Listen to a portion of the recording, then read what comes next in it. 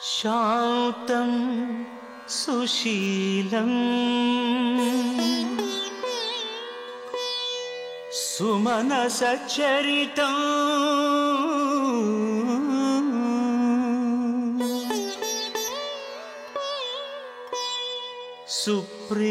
ಸುಪ್ರೇಮವಂದಿತಂ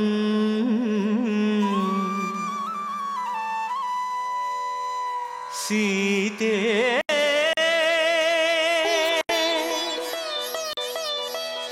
ರಾಮಕಥಾ ಹೃದಯಂ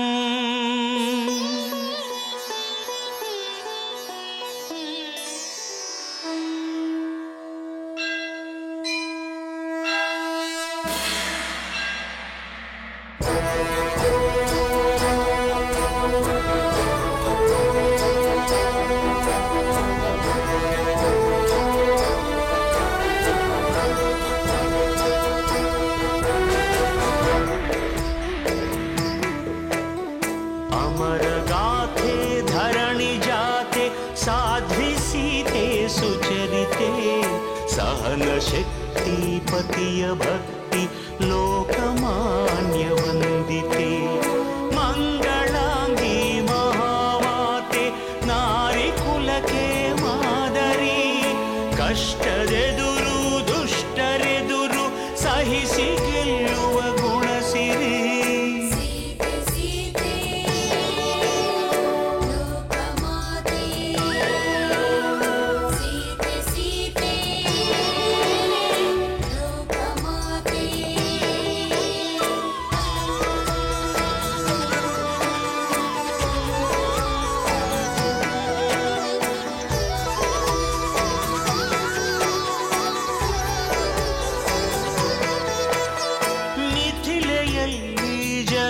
ಕುಲಕ್ಕೆ ಬೆಳಕು ತಂದ ಜಾನಕಿ ಸ್ವಯಂ ವರದಿ ಧನುವ ಮುರಿದ ರಾಮಚಂದ್ರನ ನಾಯಕಿ ಪಟ್ಟದರಸಿಯಾಗುವಂಥ ಭಾಗ್ಯ ಸಿಗುವ ಸಮಯದಿ ದಟ್ಟ ಅಡವಿಯ ಹೊಕ್ಕಿ ನಡೆದಳು ಪತಿಯ ಜೊತೆಗೆ ಪ್ರೇಮದಿ ಪ್ರೇಮ ಪೂರ್ಣೆ ತ್ಯಾಗಶೀಲೆ ಸೂರ್ಯ ಕುಲಕ್ಕೆ ಜ್ಯೋತಿಯು ಉರಿವ ಬೆಂಕಿ ಸುಡದು ಇವಳ ನೀತಿಗಂಧ ಶಕ್ತಿಯು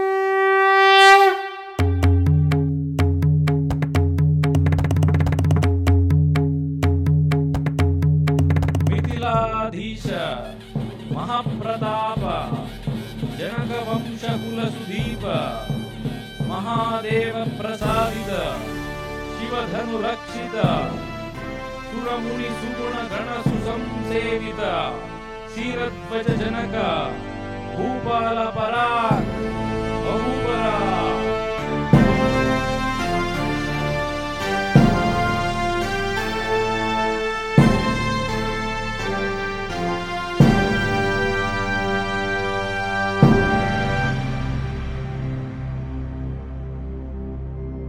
ಪ್ರಭು, ವಿಂಧ್ಯಾದಾಚಿಯ ಕಿಷ್ಕಿಂಧೆಯ ದಕ್ಷಿಣ ದೇಶದ ಸುಂದರಿಯೊಬ್ಬಳು ನೃತ್ಯದಲ್ಲಿ ಮಹಾಪ್ರವೀಣೆಯಂತೆ. ಈಗಾಗಲೇ ತನ್ನ ನೃತ್ಯ ಪ್ರದರ್ಶನವನ್ನು ದಕ್ಷಿಣದಲ್ಲಿ ಅನೇಕ ರಾಜ ಸನ್ಮಾನಗಳನ್ನು ಪಡೆದು ಈಗ ಉತ್ತರದಲ್ಲಿ ಸಕಲ ಕಲಾಪೋಷಕರಾದ ತಮ್ಮ ಬಳಿ ತನ್ನ ನೃತ್ಯವನ್ನು ಪ್ರದರ್ಶಿಸಬೇಕೆಂದು ಅಪ್ಪಣೆಯನ್ನು ಬೇಡುತ್ತಿದ್ದಾಳೆ. ಭಲೆ, ದಕ್ಷಿಣ ದೇಶದವರ ನೃತ್ಯ ಕಲೆ ಅತ್ಯಂತ ವಿಶಿಷ್ಟವಾಗಿರುತ್ತದೆ ಎಂದು ಕೇಳಿರುತ್ತೇವೆ. ಆಗಬಹುದು. ನೃತ್ಯ ಆರಂಭವಾಗಲಿ.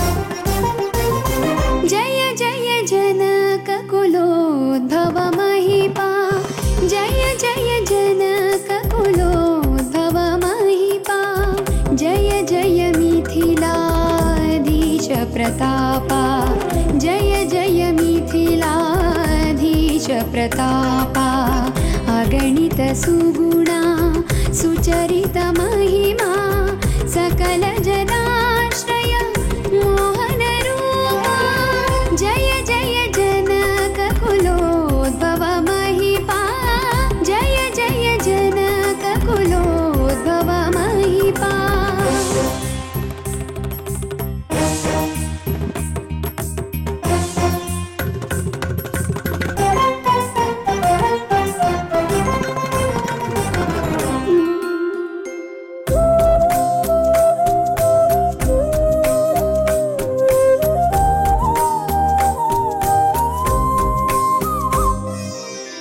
ಭುವನದ ಭಾಗ್ಯವೇ ದೊರೆಯಾಗಿಹುದು ಸುರಪುರ ಕೀರ್ತಿಯೇ ಮರೆಯಾಗಿಹುದು ಭುವನದ ಭಾಗ್ಯವೇ ದೊರೆಯಾಗಿಹುದು ಸುರಪುರ ಕೀರ್ತಿಯೇ ಮರೆಯಾಗಿಹುದು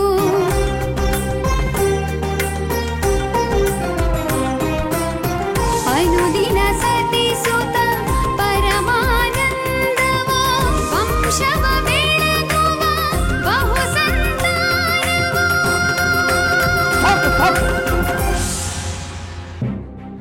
ಅಮಾತ್ಯರೇ, ಈ ನರ್ತಕಿಗೆ ಸೂಕ್ತ ಬಹುಮಾನವನ್ನಿತ್ತು ಕಳುಹಿಸಿಕೊಡಿ. ಇನ್ನು ಯಾವ ರಾಜ್ಯ ಕಾರ್ಯವೂ ನಮ್ಮ ಹತ್ತಿರ ಬರುವುದು ಬೇಡ. ನಾವು ಏಕಾಂತದಲ್ಲಿ ಅಪ್ಪಣೆ. ಅಮಾತ್ಯರೇ, ನನ್ನಿಂದ ಏನಾದರೂ ಅಪರಾಧವಾಯಿತೆ? ಪ್ರಭುಗಳೇಕೆ ಕೋಪಿಸಿಕೊಂಡು ಹೋದರು? ಛೇ, ಅಪರಾಧವೇನಿಲ್ಲ. ಅವರ ಈ ಬೇಸರಕ್ಕೆ ಬೇರೆಯಾದ ಸಂಗತಿಯೇ ಇದೆ. ನೀನು ಅದರ ಬಗ್ಗೆ ಚಿಂತಿಸುವ ಅಗತ್ಯವಿಲ್ಲ. ಪ್ರಭುಗಳು ನಿನಗೆ ಬಹುಮಾನ ಕೊಡಲು ಹೇಳಿದ್ದಾರಲ್ಲ. ನಿಮ್ಮ ಪ್ರಭುಗಳು ಬಹಳ ಉದಾರಿಗಳು. ನಾನು ಧನ್ಯಳಾದೆ.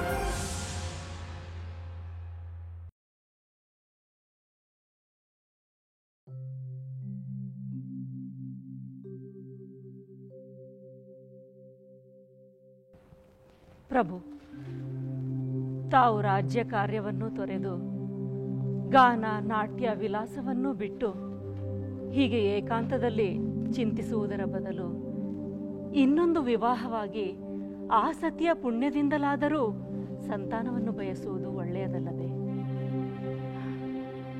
ಈ ರಾಜ್ಯದ ಉತ್ತಮ ಉತ್ತರಾಧಿಕಾರಿಯನ್ನು ಆ ಸತಿಯ ಪುಣ್ಯದಿಂದಲಾದರೂ ನೀವು ಪಡೆದುಕೊಂಡರೆ ಅದಕ್ಕಿಂತ ಬೇರೆ ಭಾಗ್ಯ ಇನ್ನಿಲ್ಲ. ನನಗೆ ಖಂಡಿತವಾಗಿಯೂ ಅದರಿಂದ ತುಂಬಾ ಆನಂದವಾಗುತ್ತದೆ ಪ್ರಭು. ಇಲ್ಲ ಸುಮೇಧ, ಇಲ್ಲ. ನಿನ್ನಿಂದ ಪಡೆಯಲಾಗದ ಸಂತಾನವನ್ನು ನಾನು ಯಾವ ವಿವಾಹದಿಂದಲೂ ಯಾವ ಸತಿಯಿಂದಲೂ ಪಡೆಯಲು ಸಾಧ್ಯ. ನಮ್ಮ ದಾಂಪತ್ಯದಿಂದ ಇಲ್ಲಿಯವರೆಗೂ ನಮಗೆ ಸಂತಾನ ಪ್ರಾಪ್ತಿಯಾಗದೇ ಇರುವುದಕ್ಕೆ ನಮ್ಮಿಂದ ಯಾವ ಲೋಕದಲ್ಲಿ ಕಾಣುತ್ತೆ?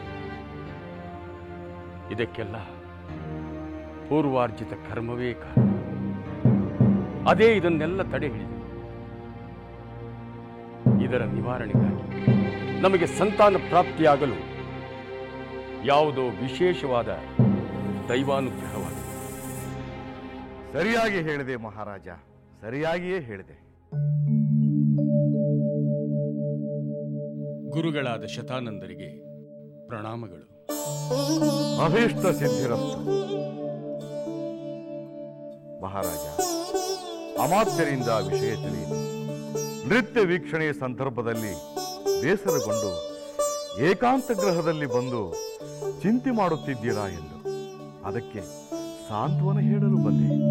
ಗುರುವರಿಯ, ನನ್ನ ಸಮಸ್ಯೆಗೆ ಬಹಳ ದಿನಗಳಿಂದ ಪರಿಹಾರವನ್ನು ಹುಡುಕುತ್ತಿದ್ದೇನೆ. ಆದರೆ ಅಷ್ಟೊಂದು ನಿರಾಶನಾಗಬೇಡ ಮಹಾರಾಜ.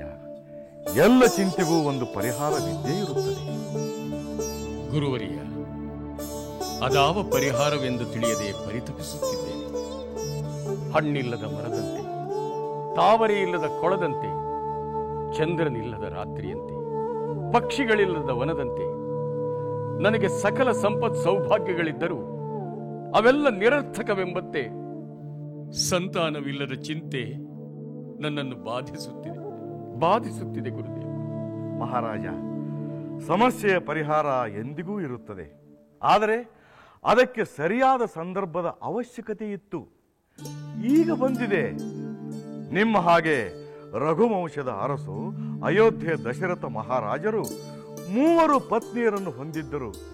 ಮಕ್ಕಳಿಲ್ಲದೆ ಪರಿತಪಿಸುತ್ತಿದ್ದರು.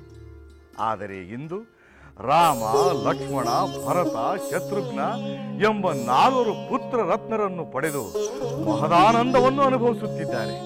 ಗುರುದೇವ, ದಶರಥ ಮಹಾರಾಜರ ಪಾಲಿಗೆ ಆ ಮಹಾಭಾಗ್ಯ ಸಾಧ್ಯವಾಗಿದ್ದಾದರೂ ಹೇಗೆ ಎಂದು ಹೇಳುವ ಕೃಪೆ ಮಾಡಿದ ಗುರುದೇವ.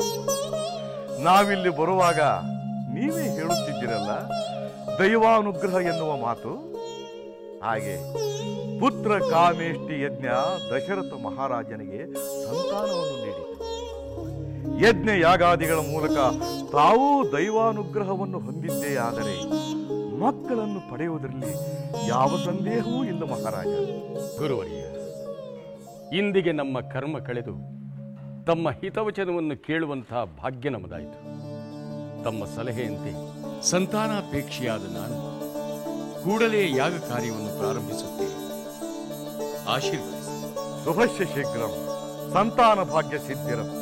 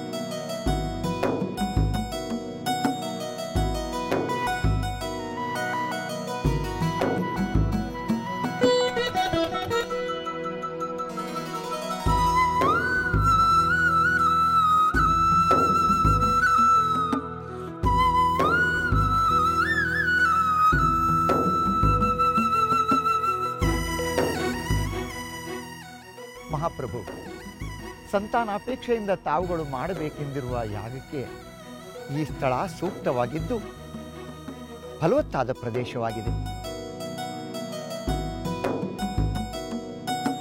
ಈ ಸ್ಥಳದಲ್ಲಿ ಯಾವುದೇ ವಿಧವಾದ ಅಸ್ಥಿಯಾಗಲಿ ಪ್ರಾಣಿ ಅವಶೇಷವಾಗಲಿ ಹುದುಗಿಲ್ಲ.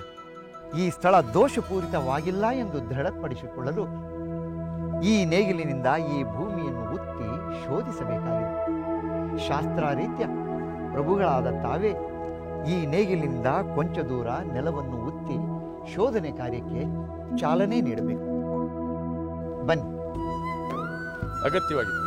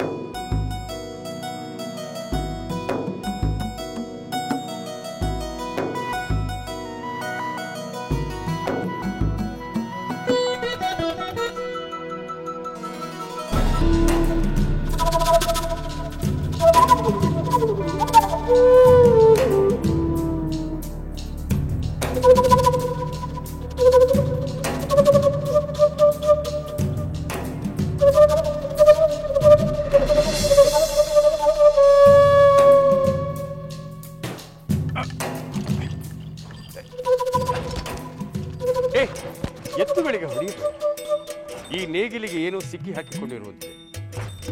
ಮೊದಲು ಇದನ್ನು ಪರೀಕ್ಷಿಸಿ. ಆಯಿತು.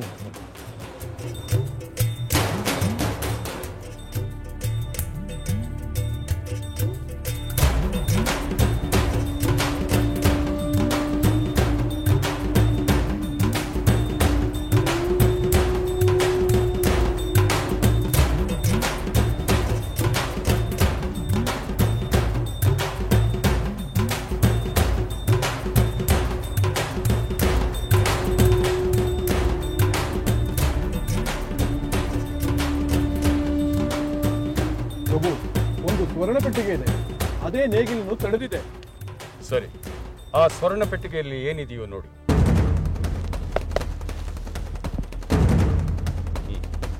ತೆಗೆದು.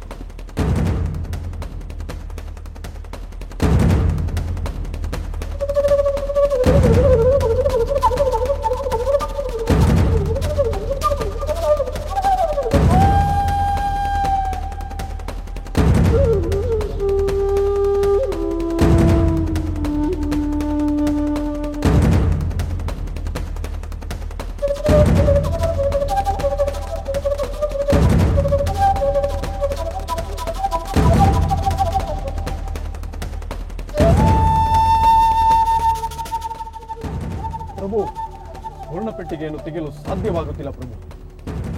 ಮಹಾರಾಜ, ಈ ಭೂಮಿ ತಾಯಿ ಧರಣಿ ದೇವಿ ತನ್ನೊಳಗೆ ರಕ್ಷಿಸಿ ಇರಿಸಿಕೊಂಡಿರುವ ಈ ಪೆಟ್ಟಿಗೆ ನಿಮಗೆ ಅನುಗ್ರಹಿಸಿರುವುದು. ಕಾರಣ ಈ ಸ್ವರ್ಣ ಪೆಟ್ಟಿಗೆಯನ್ನು ತಾವೇ ತೆಗೆಯಬೇಕು.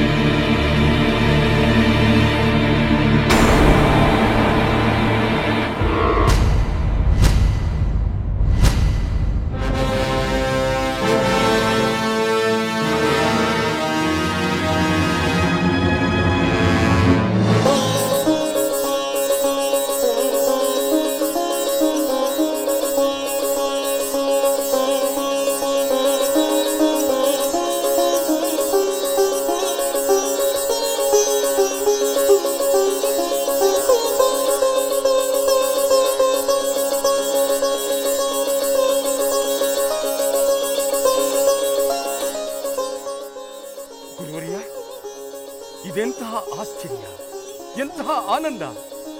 ಈ ನೆಲದಲ್ಲಿ, ಈ ಸ್ವರ್ಣ ಪೆಟ್ಟಿಗೆಯಲ್ಲಿ ಇಂತಹ ಅಪೂರ್ವವಾದ ಶಿಶು. ಆಹಾ!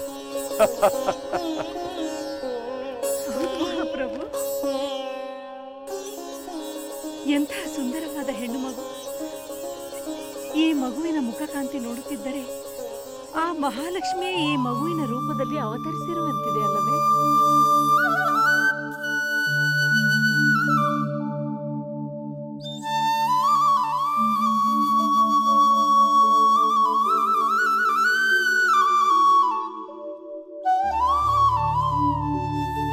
ನಿಜ ದೇವಿ, ಇಂತಹ ಸೌಂದರ್ಯ, ಇಂತಹ ಹಸನ್ಮುಖವಾದ ಶಿಶು ನಮಗೆ ಸಿಗಬೇಕಾದರೆ ಇದು ಸಾಮಾನ್ಯ ಶಿಶುವಲ್ಲ.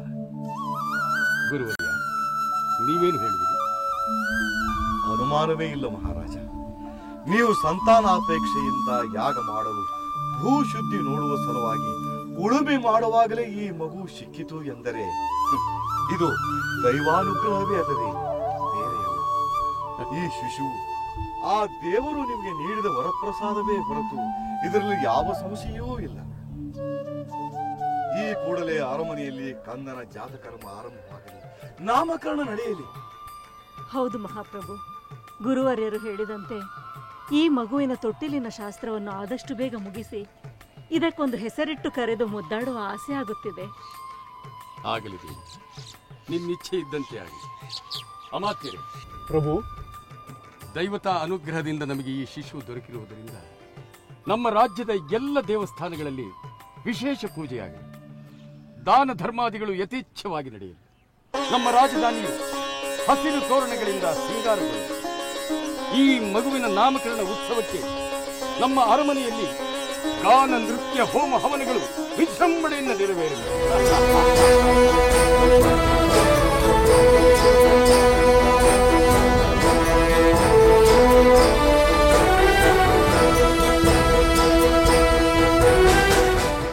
ಸೀತಾ, ಜಾನಕಿ, ಮೈಥಿಲಿ, ವೈದೇಹಿ ಎಲ್ಲವೂ ಸೊಗಸಾಗಿದೆ.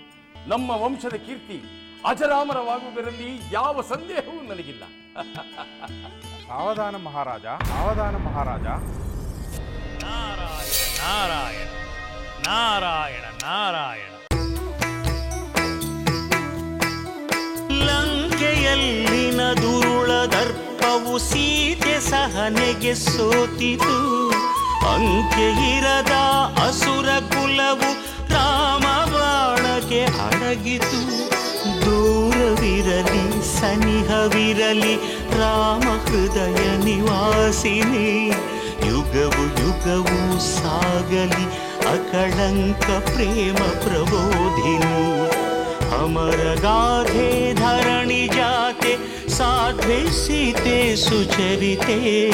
ಸಹನ ಶಕ್ತಿ ಪತಿಯ ಭಕ್ತಿ ಲೋಕಮಾನ್ಯ ವಂದಿತೆ.